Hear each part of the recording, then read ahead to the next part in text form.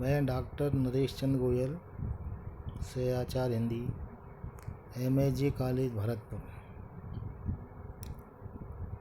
आज हम कहानी के तत्वों पर शेष बात करेंगे।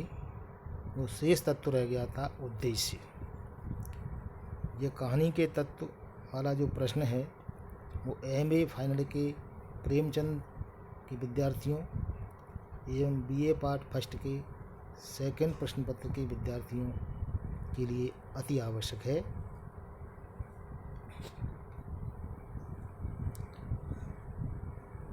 छठवां बिंदु है उद्देश्य। इसको हम प्रतिपाद भी बोलते हैं, इसको मूल चेतना भी कह सकते हैं।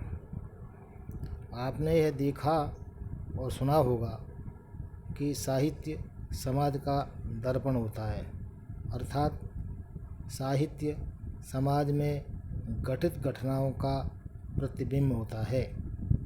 अर्थात साहित्य में समाज में जो घटनाएं घटित हो रही हैं, साहित्य उनको प्रतिबिंबित करता है।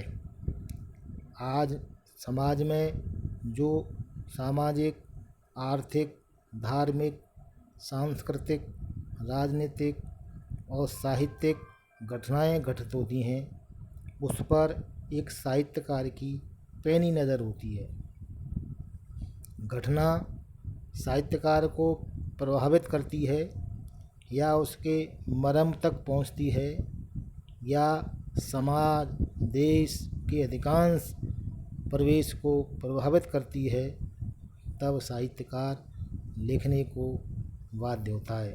अर्थात अपनी लेखनी को उठाता है और वो घटना उसको प्रभावित करती है, उसको शब्दों में चित्रित करता है और जिस उद्देश्य पर वह साहित्यकार पहुंचना चाहता है वैसा ही पात्र, कथा, भाषा, शैली और वातावरण का निर्माण करता है।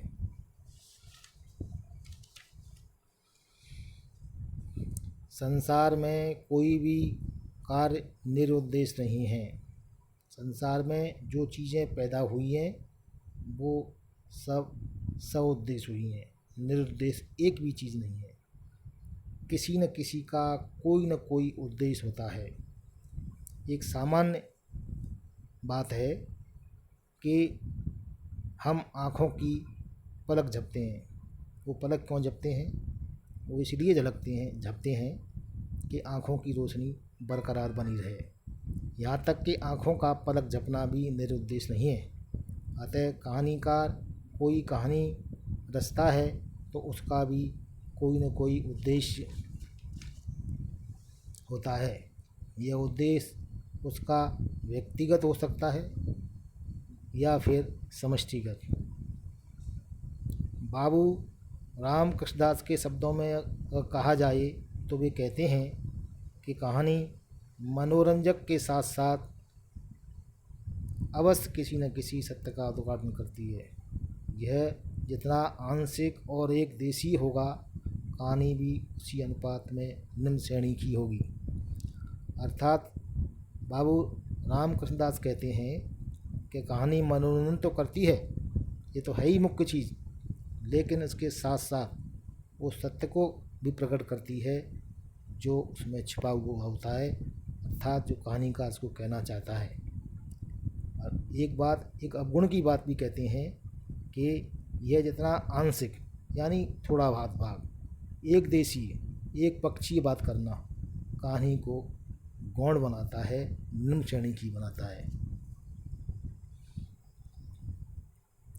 इस प्रकार कहानी का उद्देश्य जीवन के कुछ तथ्य प्रस्तुत करना और मानव मन के निकट पहुंचना है।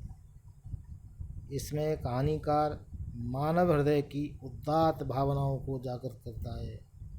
मनुष्य के मन में पहुंचकर उसकी श्रेष्ठ आदर्श भावनाओं को जगाना, ऊंची भावनाओं को जगाना कहानीकार का ध्येय होता है।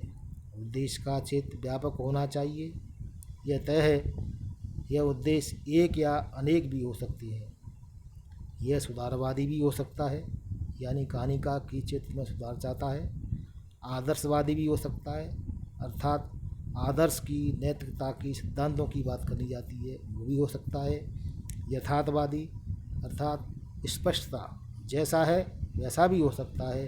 कलावादी, किसी कला विशेष को प्रशंसा करना, उसको उभारना, यह कहानीकार का उद्देश्य हो सकता है। वह सौंदर्य का भी पुजारी हो सकता है, सौंदर्य को भी वह अपना ध्येय बना सकता है। लोकरंजक यानी संसार के कल्याण के लिए, मनोरंजन के लिए, उनके आदर्श के लिए, ऐसा भी उसका उद्देश्य हो सकता है।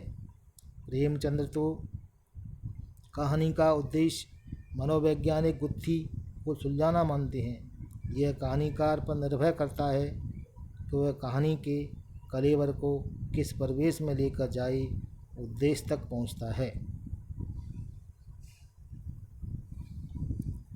आधुनिक आलोचक, कहानीकार, समीक्षक डॉक्टर नामवर सिंह की धारणा है कि कहानियों और उपन्यासों में अभिप्रेत विचार को पात्रों के जीवन और उनके पारस्परिक संबंधों के सजीव रूपों से सहज, उद्भूत और ध्वनित होना चाहिए।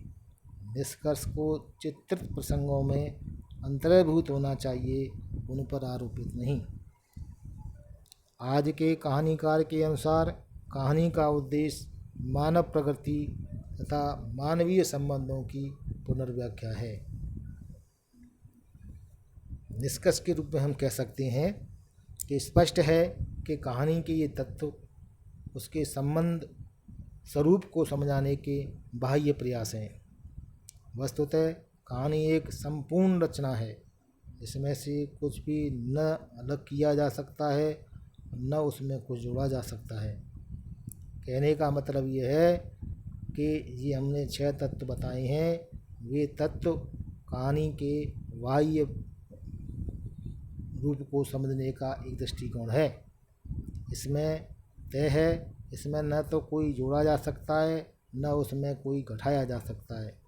कहानी के सर्वांग का एक साथ वर्णन और विश्लेषण करना चूँकि अव्यवहारिक होता है, अतः आलोचक को अपने उसे अंगों में विभाजित करके चलना पड़ता है। यह भी सत्य है कि कहानी के सर्वांग कहते हैं संपूर्ण, एक साथ वर्णन विश्लेषण करना चूँकि संभव नहीं है, अव्यवहारिक सा लगता है, इसीलिए समीक्षकों को, आलोचकों को इसके अंगों को विभाजित करके चलना पड़ता है। यद्यपि यह विभाजन अवैज्ञानिक तथा अनुपयुक्त है।